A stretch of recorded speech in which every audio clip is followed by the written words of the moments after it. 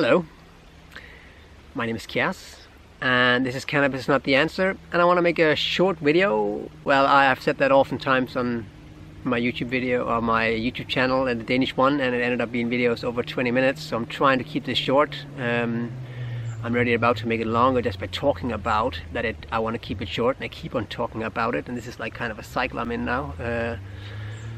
Disgusting loop. Anyways, what I want to talk about is I have oftentimes heard and met people who are really into all of this, new age, and what I experience a lot of people take out of that is that it is very important to be positive. Positive, positive, positive. It doesn't matter what happened, just be positive, and it doesn't matter how fucking shitty you feel or how much shit is on your wall. You just paint this, you just take this paint of positivity and just paint it over. It might smell in the future, but then we're just gonna spray the room with positivity smell, and so we're never really addressing what the fuck is going on, what is really down, because a feeling is there to be felt. And to go through the darkness is, as I see it, one of the best way, and maybe the only way, to get rid of your darkness. Because when you put your darkness into the light, darkness doesn't really have much chance against light. But what you do when you often say, just, be positive, you don't really feel, whatever is there to be felt. And I have also experienced, I was in a bit myself, but I kind of quickly figured that, this is not really being authentic, not to feel what is going on right now. But I've seen some people and known some people who were into all of New Age, and all of a sudden they crashed down with a depression, because the force of the truth just became so big, and life knocks harder and harder and harder until, you are forced to open up. And that is why I see a depression as a beautiful thing, a beautiful teacher, you can say. Already the pain is the teacher, but if you resist it, you will suffer more and more, and at some point it becomes so unbearable and becomes so impossible to look the other way that life will take and say, hey buddy, right here. And if you then keep on resisting it with all kinds of antidepressants and all these kind of ways not to dig into what the fuck is bugging you, you can run around with this lesson your entire life, because nothing ever goes away until it has taught us what we need to learn. But of course, we can take it into our graves, this kind of background suffering. And as a Danish philosopher, Kierkegaard, he said, I'll say it in Danish first, livet skal leves forfra, men forstås bagfra. And that means as much as life has to be lived forwards, but has to be understood backwards. So with that in mind, I believe it is, for me at least, important to be optimistic. But optimistic and being positive are not the same thing, because to be positive is, for me, a positivity is a feeling, or let's say the concept of unity, that you feel everything is unified, and you feel connection and these kind of thing. And of course, to be positive is a very positive thing, and it is nice. But sometimes we need the opposite, the negative, to feel, separated, just be yourself, and to the feeling of that, we probably need to feel it in order for us to let go of that illusion, because when it all comes down to it, it is all one. But we need to go down and feel it. But at the same time, you can be optimistic.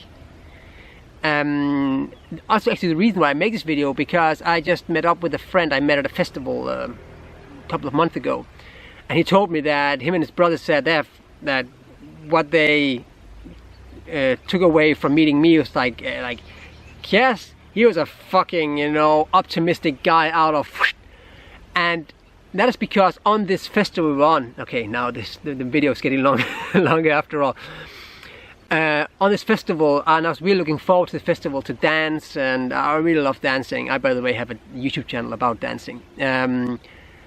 But in this on this festival, I was really looking forward to, you know, going there and dancing with all these other, you know, people. I was there like 6 or 7 minutes, and then my nerve snapped in my hip, and I could not dance anymore. I tried a couple of times, but it felt like someone was stabbing me with a knife, and I just came to the conclusion basically that I'm not going to dance anymore. I had the feeling I'm not going to dance anymore this festival. I've heard people running around with this kind of nerve issue for months, so it was pretty unlikely that it would go away within a couple of days.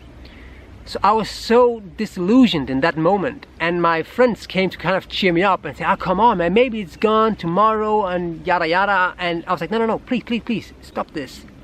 Let me sit with the disillusion. Let me let go of the illusion of the expectation I had, because again, expectation, we are like loading basically a future that doesn't really exist now. But I was looking forward to something, and it didn't happen. So I need to go through the disillusion. The disillusion is so important for us to, you know, to come to terms with what the truth is. So I said no. So in that moment, I was kind of negative.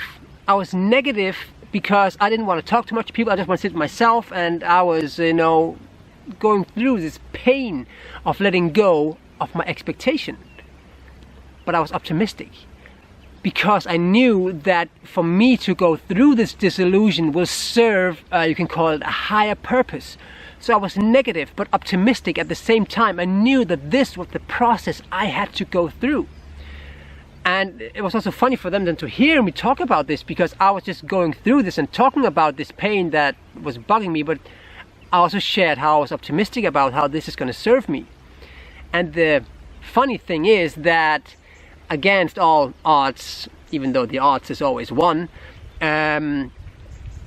this healed up in 2 days. And I also talked to a doctor, said, this must have been something else, because he is thinking about this linear way of concept of disease and everything. But here was something that was there to teach me a lesson, that I had to let go of something, and I just dived into it.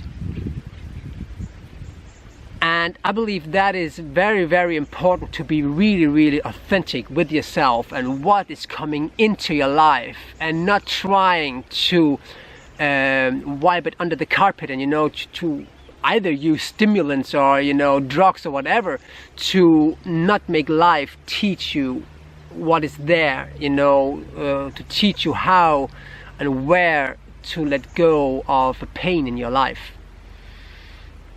So I believe this is really, really important, to allow yourself to be disillusioned and disappointed when it comes in. I've mentioned it in an earlier video also, that the German word for disappointed is enttäuscht. Ent means something is ending, täuschen means that something is tricked. So you're getting out of the tricking. So it is of course not a good thing to be able to be disillusioned or to be in an illusion. But when you're in it and you're realizing it, the best thing you can do is go through the pain of letting go of the illusion, and you'll be free. And you can, again, you can call it attract or be a magnet to what really serves you, what is a representation of who you truly are, a representation of your love. But as soon as you're holding on to this falsehood, or letting go of, holding on to fear, or resisting what is, and that means resisting love, you cannot experience, and thereby not, you know, expressing, and thereby not, call it, attracting these kind of love or health or luck or whatever we have of different kind of definitions of this vibration. So allow yourself to be negative, to be disappointed, to be all of these things. But I encourage anyone to be optimistic with the information that if you go through these things, life will serve you well. And it will anyways, but you don't know, because life has to be lived from like forwards, but can only be understood backwards.